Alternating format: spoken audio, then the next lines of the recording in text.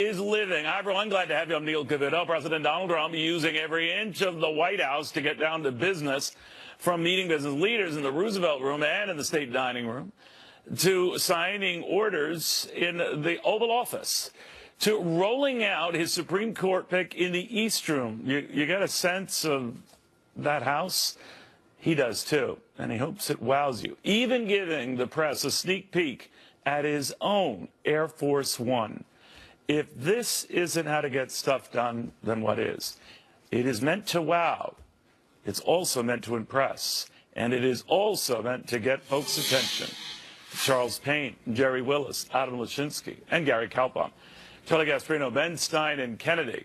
Sounds like a joke, doesn't it? They meet at a bar. No, exactly. They'll be joining us next week. All right, Charles Payne, to you first. And making sure you really leverage that real estate. And another superlative, I guess you can call it that, would be to intimidate as well, because that house does that as well. Listen, we saw union leaders walk out of there and say, man, we've never were invited. We felt the awe of it. We felt the presence of it. You see business leaders saying the same thing. And it does get things done. I think that having the cameras there, having a white glare of those lights, and the world looking at you with the highest position in the world, it works. It's been working out very well. We saw the most recent evidence of that this week with Lockheed Martin officially saying, yeah, we're going to bring down the price of those planes. Their CEOs has made that trek more than once. Yeah, and there's nothing as intimidating or as impressive as going to the White House, and whether you like the occupant or not. And that's one thing that's coming through loud and clear. A lot of the folks who visit are kind of wowed. Oh, well, you can't help but be there. I mean, look, I've been to the Oval Office. You just want to agree. You're just predisposed to say yes. I like to take stuff. I just, because the president later, Secret Service says, what happened to the suitcase? Where'd it go? Just for that. Right, yeah. Take stuff. Gary Kaltbaum, I mean, obviously part of the strategy here is to remind people who's in charge, but also to invite them in to this new world order, and to help the public as well see him in that light. Does it work? Oh, heck yeah. Look, politics is about marketing and sales, and if anybody knows about marketing and sales, it's Donald Trump. And something that Charles said is very important. You feel great whether you are on his enemy list or his favorite list. You feel great when you're in the White House, and you now feel part of a team, and that's what Trump's trying to do. I was amazed when the people from the union are saying, oh, we like what we have to say. That is part of this whole marketing routine that he's going through, and I think it works and works well. There's kind of traditional things presidents do. They sign executive order and memoranda and executive actions. Frankly, I'm not a lawyer. I don't know what the difference is between any of the above. I do know that what makes this president different, Adam Lashinsky, is that he is doing it in like a different way. Not that you see any of this stuff and hear about it was signed, but you actually see the signing and he explains what he's doing. It's sort of like the storybook hour, and explaining what he's doing. Is there value in that, or could that boomerang on him? Well, first of all, of course, there's a value to it, and if you go to the White House and you're not awed by the experience, then you're not a normal person and probably not a patriotic American. But yes, Neil, it could boomerang. The president thinks of things like they are a reality television show because that's what he knows. So having the Supreme Court nominee come out from behind a curtain, I mean, it's fine. It's harmless. But yes, he could take it too far. I could easily see that, and it wouldn't look good if he does take it too far. Now, I know you weren't even born, but did you say the same when John Kennedy was able to utilize the majesty of his office for press conferences and the like, or Ronald Reagan was the first to do so many outside in the Rose Garden, or do you just pick and choose? Neil, I agree. I won't say a bad word about using the White House and the majesty of the presidency for full effect. It's great. No. All presidents do it. He does it in his own unique way. He's always a gentleman. Do you notice that, Charles? Always a gentleman about it. Well, Charles, now the thing is, it's part of just letting folks know he's in charge. No one doubts that. But it's also the groups with whom he's met. And again, it includes everyone, as Jerry's saying, from the union guys to the pharmaceutical guys to the Wall Street guys. Some groups that have never had a chance, certainly with the prior president to be sort of wined and dined and courted the way they are. You're absolutely right. I mean, it's so amazing. It's the most eclectic list sometimes of, one day we're going to, talk about people in the black community, Black History Month, and then we'll have, people from this area and that area. But what I think is interesting, and I thought about it as Adam was speaking, you juxtapose how often we saw President Obama using the White House.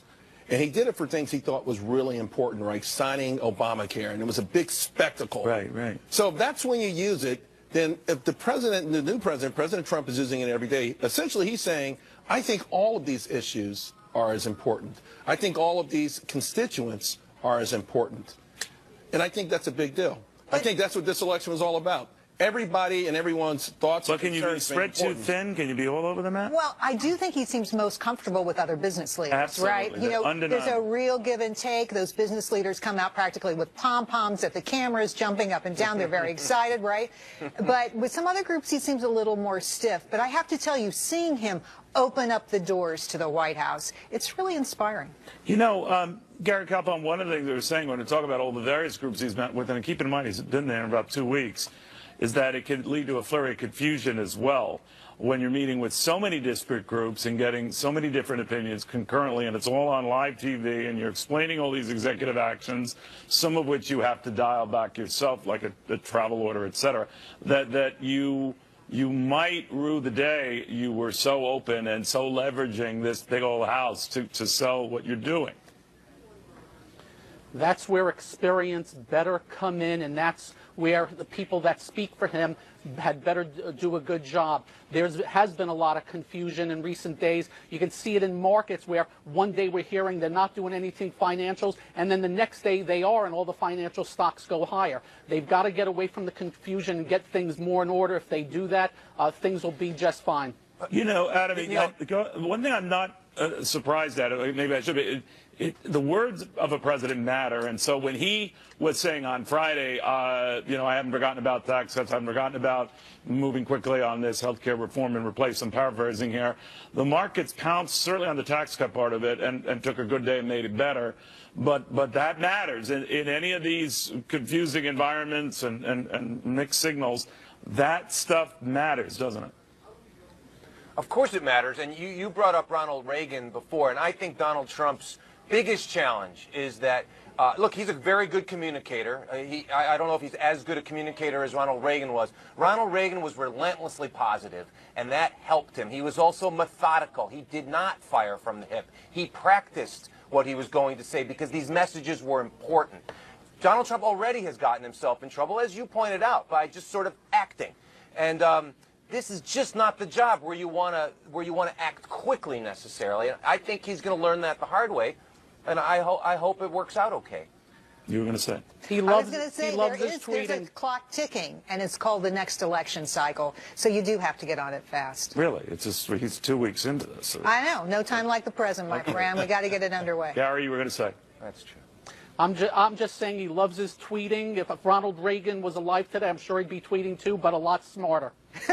I don't think Reagan would be tweeting. I'm not so sure. I don't know. I'm going to rob you of my Reagan impression there. All right, well, meantime, the mainstream media is jumping ugly on the president's tough phone call with Australia's prime minister. But is the real big deal, the really bad deal that they were discussing that was apparently news to the President of the United States? After this. Today on Forbes on Fox, violent protesters trashing UC Berkeley, stopping a conservative from speaking on campus. President Trump suggesting he'll cut federal funds if the college can't guarantee order and freedom of speech for everybody. Should he? Plus, why some here say the president's pick for Supreme Court justice could be the best pick for businesses and workers. They'll explain at the top of the hour. We'll see you then. The State Department will now allow people with valid visas into the U.S. after a judge puts a hold on President Trump's executive order on a travel ban.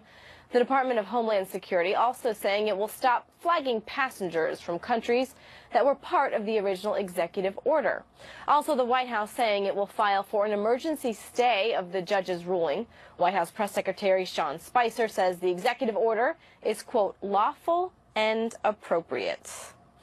And a show of defiance from Iran as it holds a massive military exercise. The drill coming one day after the White House imposed new sanctions on Iran for a recent missile test. State media saying Tehran testing missiles and radar systems, as well as cyber warfare programs. Iran saying the exercise is to, quote, showcase the power of Iran's revolution. I'm Elizabeth Pran, now back to Cavuto. When you hear about the tough phone calls I'm having, don't worry about it. Just don't worry about it. They're tough. We have to be tough. It's time we're going to be a little tough, folks. We're taken advantage of by every nation in the world virtually. It's not going to happen anymore. That had kind of like a mob tone to it, didn't it? Don't worry about the tough phone calls, all right? Just ease up. Anyway, taking a lot of heat for talking about President Trump defending a phone call with Australia's Prime Minister Malcolm Turnbull.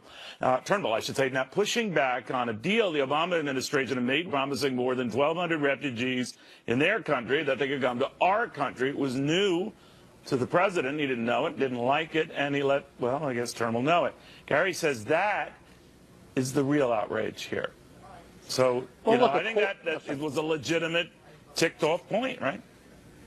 Yeah, look, according to the media, everything Obama did was a good deal, and everything Trump does is a bad deal. And the fact of the matter is this was an 11th-hour deal put in his lap after the fact. And what is Trump going to do? Just like any good president, he's going to look it over and see if it's right for the country, and he obviously has a different opinion. And if you think about it, if these refugees are so good, why doesn't Australia keep them? And if this is so bad, why do we have to take them in?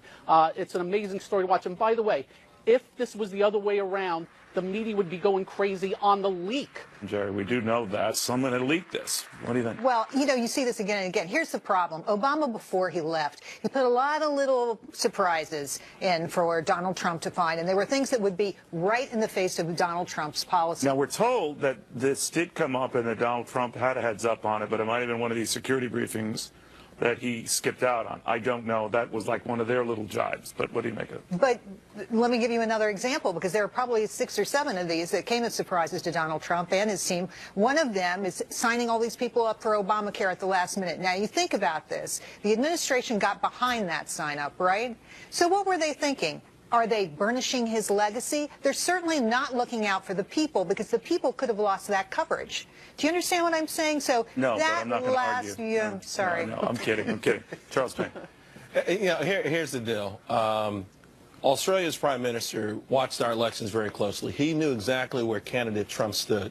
When he cut this deal with Barack Obama, he knew he was going against the new president of the United States. I'm told the deal came up in the discussion that prior to the phone call, the president didn't know about it. Which president? Our president. President Trump. Yeah, right, I'm saying, though, Turnbull cut this deal with President Obama understand that. after the election. So that's when understanding. that's when it went off that's the rails. That's why Donald Trump was upset. Now, here's the thing. Right. The fake news was that he slammed the phone and the call ended that way. Both President Trump and Turnbull both said no.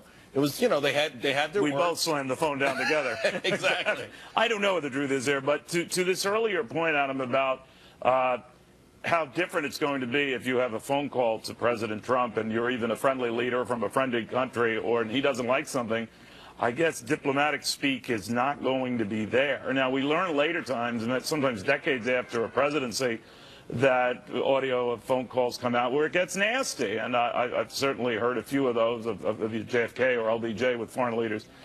This we're hearing, I guess, in real time. But what do you make of it? Well, whatever was said, we know it was bad enough that John McCain felt it was necessary to try to clear the air. And, Neil, you're a wonderful mimic. I think it's really funny when you do the mob thing or when you do the Ronald Reagan thing. I don't think it's funny when the President of the United States sort of plays down his lack of willingness to act gracefully or with tact. But why should he? I guess what I'm telling you is, why should he? I understand your point, and I should, because he's representing the greatest country on earth. And I think that's a huge responsibility. But maybe part of being the greatest, and I can actually see that point, because we're so used to the other way of being with Republicans and Democrats. It's a point I'll raise with Gary Kalpom. Gary, do you think that inherent in this job is a sort of diplomatic speak and a way to carry yourself, especially with leaders of Western allies? Look, there should be a way about you when you are discussing other leaders and other things around the country, around the world. But look, there has been a leak here, and I can promise you, there's been plenty of tough talk between President of the United States and other countries throughout the last 100 years. This is not new. My bigger point again is the media would be having fits over this leak right now and trying to investigate who did it and go after that person if it was Obama. Instead, it's Trump, and they're rejoicing about it. You know, Charles, I would worry then if there are other surprises that Trump is unfamiliar or genuinely kept out of the loop prior. There could be other phone calls like this, and then some. Well, I hear where Adam is coming from, but, you know, he said that the president represents America. Well, when someone deliberately tries to shaft Americans, you know, why beat around the bush?